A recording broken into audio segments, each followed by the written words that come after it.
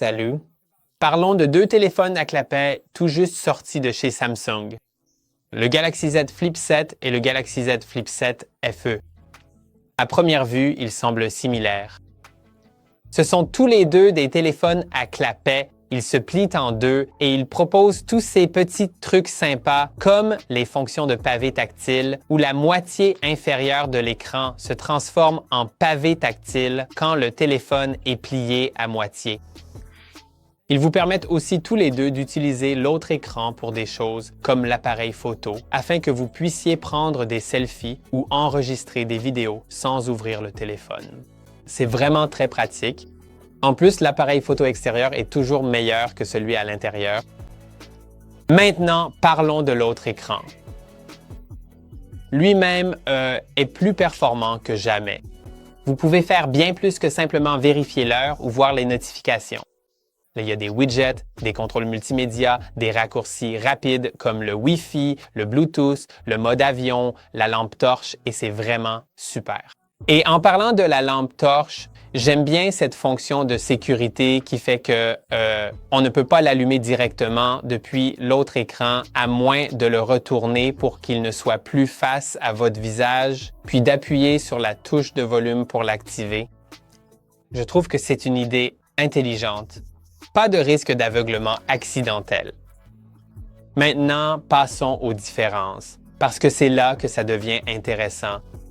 Le Z Flip 7, le modèle le plus haut de gamme, est doté d'un écran externe beaucoup plus grand. C'est pratiquement un écran complet. Avec seulement 3 perforations pour les caméras et la lampe torche, il a un look élégant et moderne et il est assez évident que Samsung a suivi la voie tracée par le Razr de Motorola.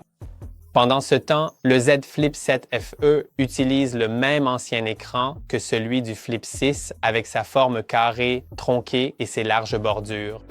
Décevant, honnêtement. Le format est également différent. Le Flip 7 est plus large et un peu plus haut, et il paraît tout simplement plus équilibré. Vous bénéficiez d'un meilleur ratio écran-corps, d'un arrondi des coins plus doux et d'un design globalement plus raffiné. Passons maintenant au matériel. Le Z Flip 7 est équipé d'un Exynos 2500 avec 12 Go de RAM et est disponible en version 256 ou 512 Go de stockage.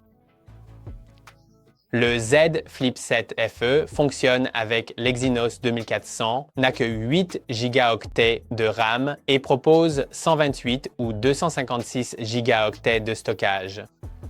Ce n'est pas une petite différence. Et c'est là que ça commence à m'agacer. Si vous regardez de près, le Z Flip 7 FE est en fait juste un Z Flip 6 déguisé. Même dimension, mêmes écrans et mêmes appareils photo.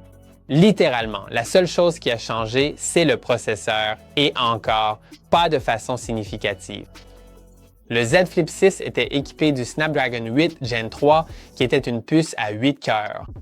Maintenant, on a une puce à 10 cœurs, l'Exynos 2400, mais elle n'est pas plus rapide dans la pratique. Les deux sont fabriqués selon le même procédé de 4 nanomètres et à l'usage, on sent à peine la différence. En fait, le Flip 6 avait même 12 Go de RAM et maintenant, sur le 7 FE, on tombe à 8. J'ai dû vérifier 3 fois parce que je n'y croyais pas, mais oui, ils ont réduit la RAM. Et le pire, c'est que le Z Flip 7 FE coûte plus cher que le Flip 6 en ce moment. Le FE se vend autour de 900 $, alors que le Z Flip 6 est à environ 800 $ selon l'endroit où vous regardez. Donc, c'est littéralement plus cher pour moins de RAM, une puce similaire et aucune amélioration de design. Ce téléphone ressemble à une mauvaise blague, comme si Samsung l'avait créé juste pour occuper de la place en rayon. C'est frustrant. Je ne comprends pas et honnêtement, je n'ai pas envie de comprendre. Mais revenons au Z Flip 7, car celui-là mérite vraiment qu'on s'y attarde. D'abord, l'écran extérieur complet change vraiment la donne en termes d'utilisation du téléphone lorsqu'il est fermé. Il est aussi visiblement plus fin que les précédents modèles Flip. Il donne tout simplement une impression plus moderne, plus haut de gamme, et la puce Exynos 2500, elle offre des performances vraiment fluides. Les applications se lancent rapidement, les animations sont réactives et les 12 gigaoctets de RAM supplémentaires rendent le multitâche sans effort. Aussi, pour un téléphone à clapet, son prix est raisonnable. Je l'ai trouvé à environ 1100 $.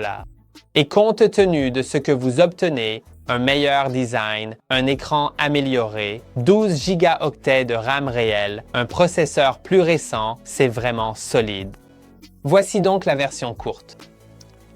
Si vous cherchez un téléphone à clapet et que vous voulez quelque chose de fun, stylé et puissant, le Galaxy Z Flip 7 est une excellente option. Si vous voulez économiser de l'argent, prenez simplement le Z Flip 6 tant qu'il est encore disponible. Il est moins cher et meilleur que le FE. Mais le Z Flip 7 FE, non, c'est juste une régression vendue comme une amélioration et je pense que Samsung le sait. Et voilà toute l'histoire. J'espère que cette vidéo a pu vous aider.